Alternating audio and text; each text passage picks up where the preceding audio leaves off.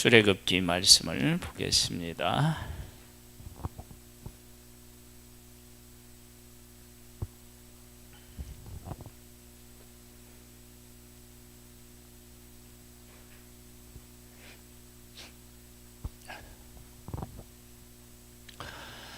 하나님의 백성이 애굽에 간 사실은 우리가 이제 잘 아는 대로 형들이 요셉을 팔아서 종으로 팔아서 요셉이 보디발의 집에 노예 생활을 하다가 종살이를 하다가 감옥에 갇히고 또 꿈을 해석하고 그 다음에 바로의 꿈을 해석하고 총리가 되고 그리고 나서 이제 야곱과 그의 아들들이 70명이 애굽으로 내려갔습니다. 애굽과 이스라엘은요, 상호 서로가 서로에게 은혜를 입고 또 은혜를 주고 뭐 이런 관계라고 우리가 할 수 있겠습니다.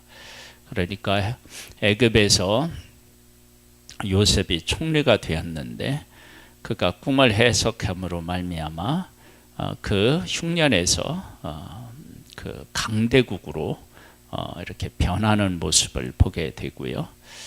또 애굽에 이스라엘이 내려갔을 때 그들의 그 짐승들을 이제 말이라든지 이런 것들을 하고 또 이스라엘 사람들은 애굽의 사람들로한테 또 양식을 아마 또 사왔겠죠. 서로 이제 보완적이며 서로 은혜를 입고 또 은혜를 베푸는 그런 관계였는데 어느 날 갑자기 그런 관계가 깨집니다. 이 깨지는 것이 이스라엘에게는 고통으로 다가왔지만 사실 이 바로의 그 마음이 변하여서 이스라엘을 종으로 이렇게 삼은 그 사건이 사실은 구원의 어떤 시발점이다 그렇게 생각할 수 있습니다. 해석이 가능합니다. 왜냐? 이스라엘 백성들이 애굽에서 편안하게 애굽 사람들하고 또 이스라엘하고 서로 주고받으면서 그렇게 살아간다면 굳이 약속의 땅에 대한 그런 갈망이 아마 없었겠죠. 또 있다 하더라도 목숨을 걸고 그까지 갈 필요는 사실 없었겠죠. 미루든지 그렇게 했겠죠. 그런데 바로가 이스라엘 그 민족을 이상한 구실을 대서 노예로 삼는데 한번 보겠습니다. 1장 8절에서부터 보면 요셉을 알지 못하는 새 왕이 일어나 애굽을 다스리더니 그가 그 백성에게 이르되 이 백성 이스라엘 자손이 우리보다 많고 강하도다. 자 우리가 그들에게 대하여 지혜롭게 하자. 두렵건대 그들이 더 많게 되면 전쟁이 일어날 때에 우리 대적과 합하여 우리와 싸우고 이 땅에서 나갈까 하노라 하고, 나갈까 하노라 한다라고 하는 이 말을 보면 이스라엘이 애굽에서 영원히 살 것은 아니다라고 하는 사실을 애굽 사람들도 알고 있었던 것으로 보여집니다. 그러니까 이런 그 정책을 펴므로 이스라엘 백성들이 고통을 겪게 되고 그 고통을 겪는 것을 통해서 애굽이라고 하는 곳은 언제든지 변해서 우리와 좋은 관계가 아니라 이렇게 원수로도 될 수도 있겠구나. 그러면 우리는 어떻게 해야 되느냐? 하나님의 백성으로 하나님이 아브라함과 이삭과 야곱에게 약속하신 땅으로 가야 되지 않느냐?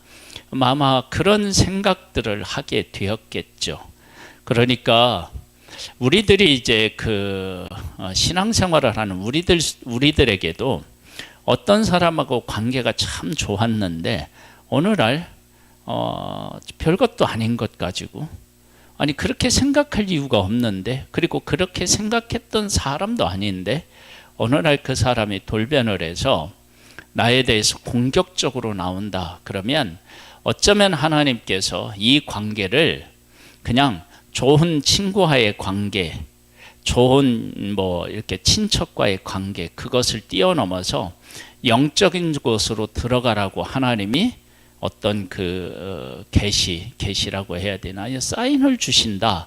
그렇게 우리가 받아들일 수도 있습니다. 물론 내가 잘못해서 그런 일이 생겼다. 그걸 막 그렇게 둘러대면 안 되죠. 그렇게 되면 큰 문제가 생길 수 있습니다. 그러니까 내가 크게 뭐 잘못한 게 없는데 어느 날 갑자기 그랬다. 그러면 이것은 영적인 일을 시도해 보라고 하는, 어쩌면 그런 일일 수 있습니다. 그러니까 지금 이스라엘 백성들의 출애굽 사건의 시작은 유월절이라고 하는 어떤 그 때가 아니고 어떻게 해요?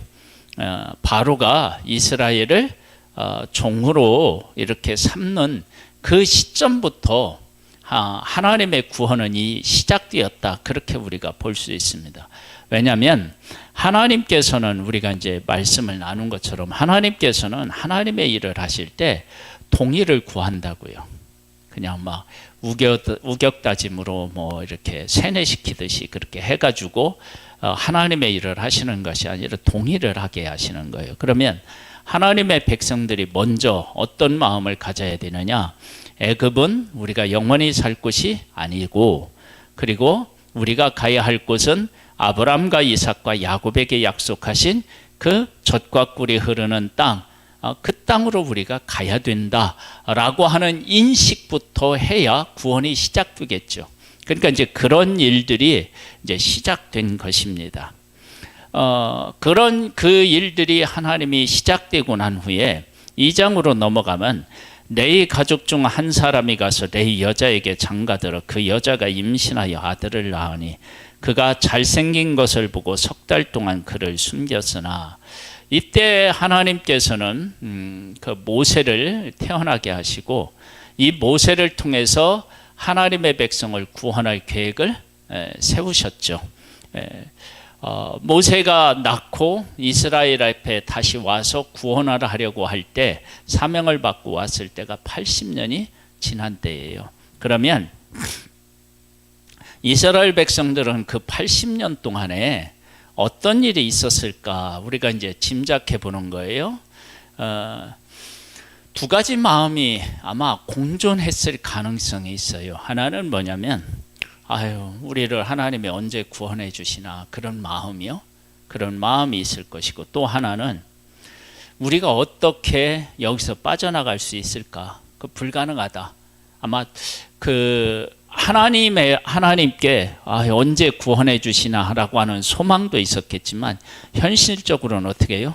한편으로는 절망적인 것, 이 두 가지가 아마 공존했을 가능성이 큽니다. 왜냐하면 현실적으로 여기서 빠져나가기는 어렵다는 생각을 할 수밖에 없으니까요. 그러나 그들이 괴롭힐수록 이스라엘 백성들은 어떻게 해요? 하나님 앞에 부르짖음이 상달하였다고 얘기를 하거든요. 그러니까 하나님께 이들이 부르짖음이 상달했다는 것은 여기서는 도저히 살 수가 없어요. 힘들어요. 막 이런 기도를 했겠죠. 그러니까 이스라엘 백성들은 이제 애굽이라고 하는 나라에서 떠나서 약속의 땅으로 가야 되겠다라고 하는 생각들을 했을 거예요.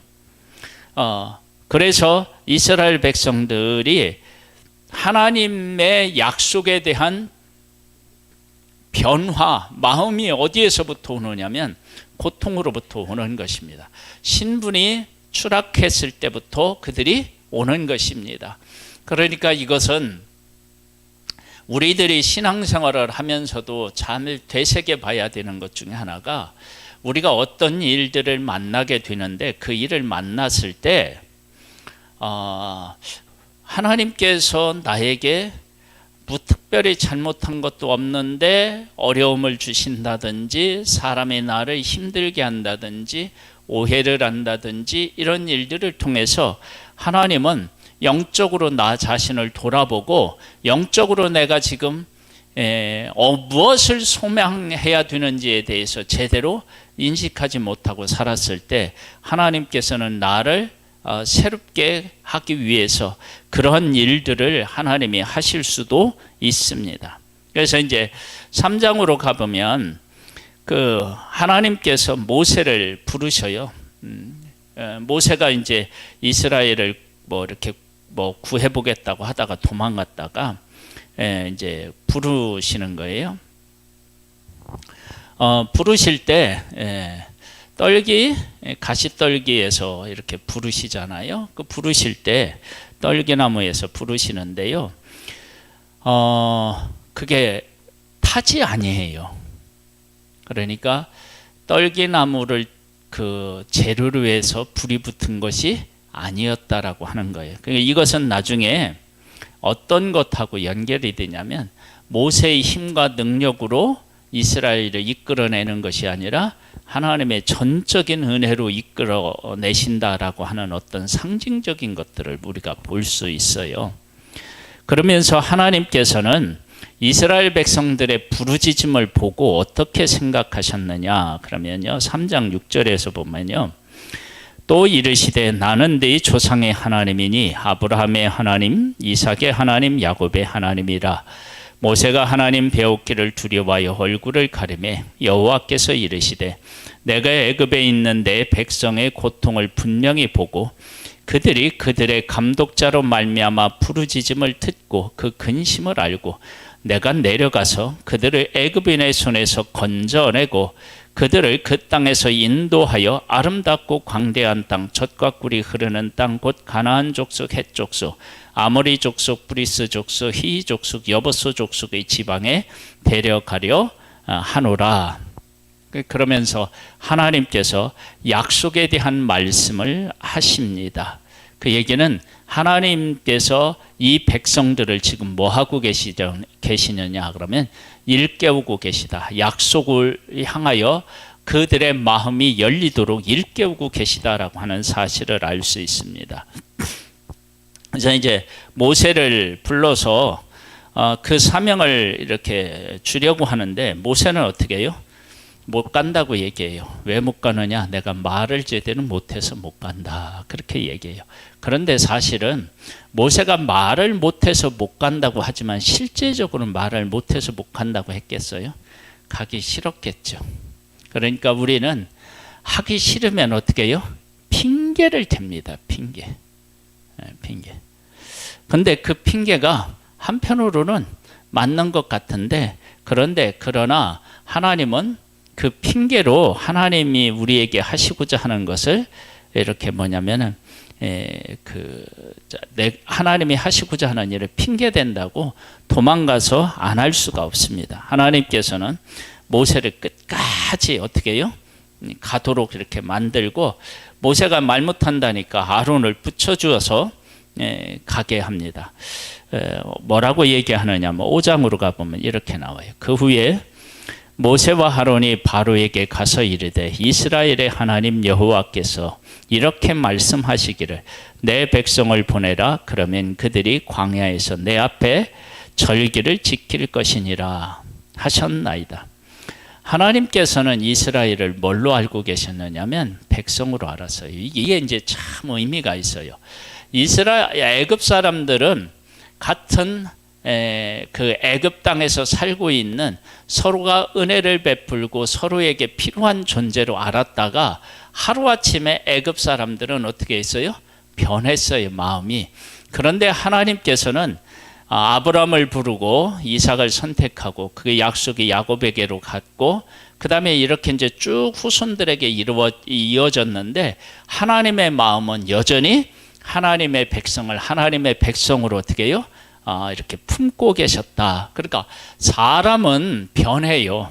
상황에 따라서. 그런데 하나님은 하나도 안 변하신다. 그러니까 지금 노예 생활을 하고 있는 그 이스라엘을 내 백성이라고 말씀하시는데 그것은 그들이 지금 노예 생활을 해서 형편없는 존재임에도 불구하고 하나님은 여전히 내 백성이라고 하신 모습을 보게 됩니다. 그러니까 세상은 변해도 하나님은 변함이 없으십니다. 이제 그렇게 해서 이제 그 모세와 아론이 바로에게 가서 하나님이 하나님의 백성들을 보내라. 그들이 나를 섬길 것이니라. 이제 그렇게 하나님이 말씀을 모세와 아론이 대언하는데 말을 안 듣죠. 안 들으니까 하나님께서 하나님의 어떤 하나님이신지를 그들에게 보여줍니다. 보여줘요. 그 첫 번째가 어떤 기적이죠? 예? 뱀이요, 뱀. 예. 그러니까 모세가 가지고 있었던 지팡이가 그 술사들이 한 뱀을 어떻게 해요? 삼킨다고요. 삼킨다라고 얘기하는 것은 상대가 안 되는 겁니다. 그러니까 앞으로 일어날 기적이 어떤 모양으로 나타나게 될지에 대해서 분명히 말씀하시는 거예요. 그 다음에 첫 번째 재앙이 이제 물이 피가 되는데요. 여기에 보면 뭐라고 나와 있느냐면 이렇게 나와 있어요. 7장부터 보면은요. 14절에서부터 보면 이렇게 나와요. 여호와께서 모세에게 이르시되 바로의 마음을 완강하게 하여 백성 보내기를 거절하는도다. 아침에 너는 바로에게로 가라. 보라, 그가 물이 있는 곳으로 나오리니 너는 나일 강가에 서서 그를 맞으며 그 뱀 되었던 지팡이를 손에 잡고 그에게 이르기를 히브리 사람의 하나님 여호와께서 나를 왕에게 보내어 이르시되 내 백성을 보내라. 그러면 그들이 광야에서 나를 섬길 것이니라 하였으나 이제까지 네가 듣지 아니하도다. 하나님께서는 바로에게 처음부터 매를 든 게 아닙니다. 말씀으로 하셨습니다. 그것을 보면 애굽이 그렇게 하나님의 백성을 괴롭히셨다 할지라도 바로를 때려서 멸망시키는 것이 사실은 목적이 아니었음을 알 수 있어요. 그러니까 우리들이 생각하기에 내가 정말로 미워하는 사람이 있어요. 그래서 우리가 보면 그 사람이 엄청나게 잘못했기 때문에 하나님께서 막 그 벌을 주시고 그러실 것 같은데 이 지금 바로의 이러한 것을 보면 어떻게 해요? 아니에요. 그냥 말하시는 거예요. 그러면 하나님 백성 입장에서 보면 어떻게 해요? 이해가 안 되죠. 가서 막 취업해야 되는데. 그런데 바로가 어떻게 해요? 알아서 맞을 짓을 해요. 알아서 맞을 짓을 해요. 그래서 어떻게 하시느냐 그러면요. 물을 어느 정도의 물에 그 물이 피가 되느냐 19절에 보면 여호와께서 또 모세에게 이르시되 아론에게 명령하기를 네 지팡이를 잡고 네 팔을 애굽의 물들과 강들과 운하와 못과 모든 호수에 내밀라 하라. 그것들이 피가 되리니 애굽 온 땅과 나무 그릇과 돌 그릇 안에 모두 피가 있으리라. 그러니까 저녁에 이런 일이 생기는 거예요. 그러니까 술사들이 한 그 물이 변해서 피가 되게 한 건요, 이만큼 했겠죠. 그러나 하나님이 하신 건 어떻게 해요? 애굽 전역이에요, 전역. 그러니까 그 하나님의 능력이 얼마나 크고 하시는 일이 얼마나 큰지를 우리가 알 수 있어요. 그러니까 우리가 뭔가를 조금 했다고 하나님이 하시는 일하고 비교하려고 하거나 하나님이 하신 일에 대해서 무시하려고 하는 이 어리석음과 교만에서 인간은 빨리 어떻게 해요? 벗어나는 것입니다. 그게 현명하고 지혜로운 거예요. 물이 변해서 피가 되게 하셨는데 하나님께서 이 재앙을 내리실 때요, 제한적인 재앙을 내리십니다. 제한적인. 즉 뭐냐, 물이 피가 되게 했는데요, 그것이 또 이렇게 그 샘 같은 데서 솟아나면 그것이 어떻게 해요? 흘러가고 맑은 물이 되도록 하셨어요. 만일에 하나님께서 무리변에서 피가 되게 하는 일들을 한 가지만 이 기적을 베풀어서 계속 막 피만 나온다 그러면 어떻게 될까요? 그러면 살 수가 없죠. 근데 이렇게 하셔서 하나님은 뭐냐면 경고로 하시는 거예요. 경고.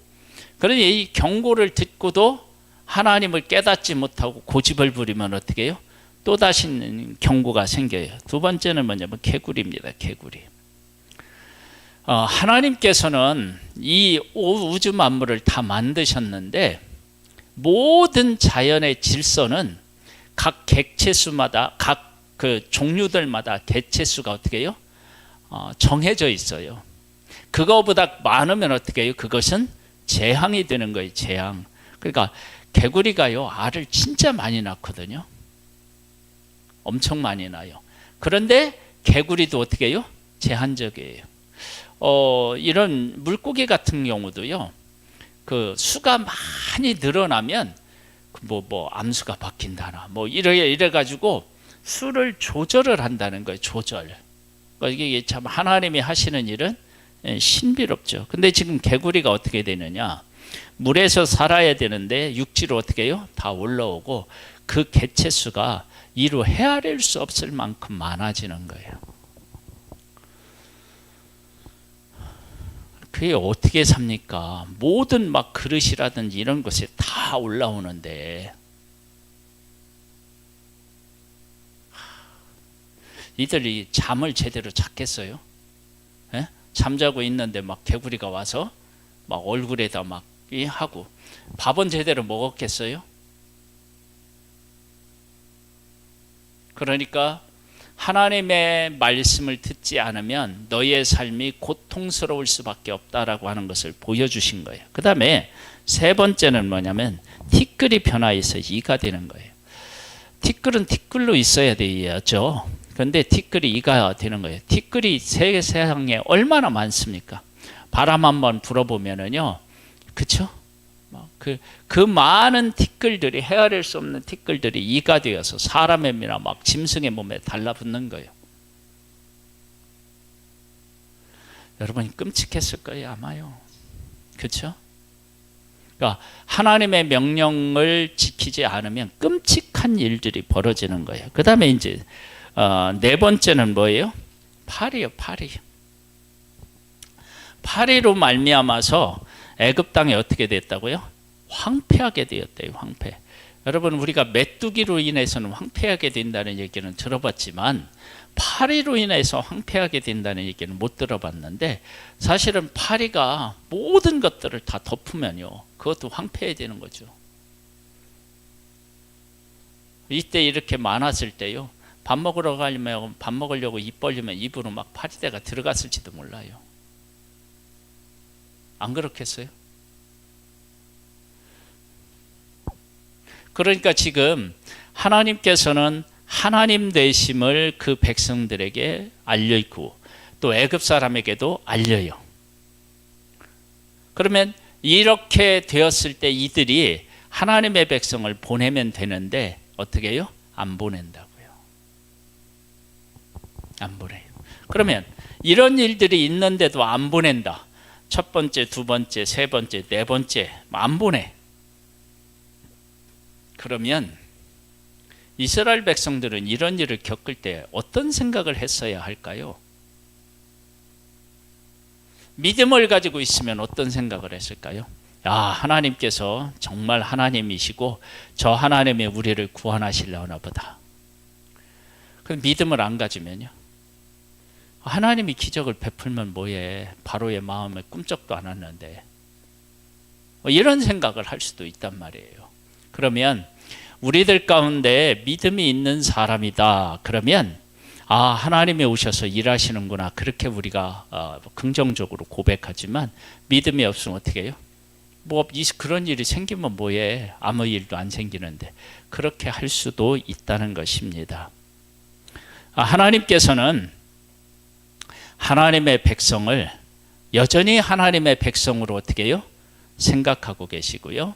하나님께서 구원을 베푸실 때 우리가 현실적으로는 더 어려움을 겪을 수 있습니다. 그것은 지금까지는 육적인 것들을 가지고 살았다면 그 일에서 벗어나서 어떤 존재로요?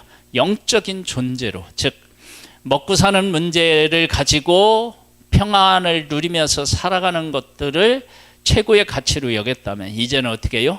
그곳에서 벗어나서 영적인 존재로 하나님의 약속을 받은 이스라엘로 너희들이 다시 서야 된다라고 하는 의미로 이들에게 어떤 것을 고통을 주실 수 있다는 거예요. 그래서 우리들 안에 어떤 내가 정말 이해가 안 되는 어려움이 있다 그러면 영적인 일들로 그 문제를 한번 접근해보고 그 가운데서 내가 어떻게 영적으로 반응해야 되는지 해야 되는지 무엇을 생각해야 되는지를 우리가 잘 생각해 보면 하나님께서 은혜를 베풀어 주셔서 그 문제들을 해결해 주시고 영적으로 하나님의 뜻을 이루는 귀한 존재를 세우실 줄로 믿습니다. 그런 은혜가 임하기를 주님의 이름으로 축복합니다.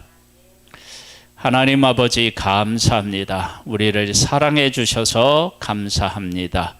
아버지 하나님, 이스라엘 백성들이 애굽 사람들과 더불어 살아가다가 어느 날 갑자기 종이 되었습니다. 그것이 바로 이스라엘 백성들이 하나님으로부터 선택받았고 약속을 받은 존재라는 것을 일깨우는 시간이었을 것입니다.